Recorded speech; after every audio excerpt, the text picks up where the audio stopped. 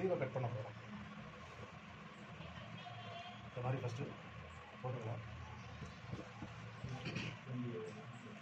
இதனுடைய sleeve length என்னென்னா 7.5 inch.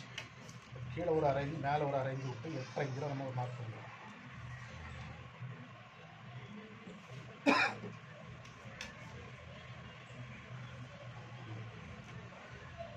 எட்டரையில் ஒரு மார்க் நம்ம ஸ்ட்ரெயிட்டாக போட்டுக்கலாம். அடுத்து ஒரு 3.5 இன்ச் இறக்கம். அதாவது இந்த இறக்கம் எப்படின்னா, சிம்பிளாக உள்ள ப்ளவுஸுக்கு ஒரு 32 சைஸுக்குலாம் ஒரு 2.5 3 இன்ச் இறக்கினா போதும். அளவு கூட கூட இந்த இறக்கமும் கூடும். அதனால் நான் ஒரு 3.5 இன்ச் வைக்கிறேன். இதையும் நம்ம ஸ்ட்ரெயிட்டாக போட்டுக்கலாம். நம்ம கீழே பார்த்துக்கலாம். ஏன்னா வந்து கீழே கரெக்டாக இருக்கணும், கரெக்டாக தான் இருக்கும். அடுத்து கை டைட் வந்து 16. நம்ம ஒரு 8.25 மார்க் பண்ணுறோம். 8.25 ஒரு மார்க்கு, அதை தள்ளி ஒரு 2 இன்ச்சு கச்சா மார்க்.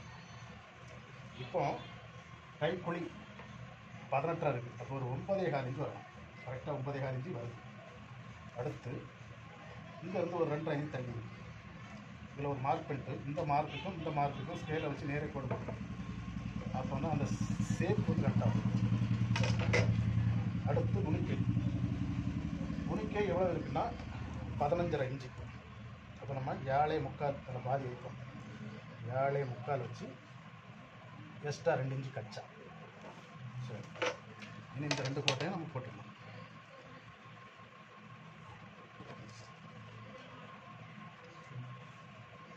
இனி நம்ம வந்து இந்த ஸ்லீவை கட் பண்ணிடலாம்.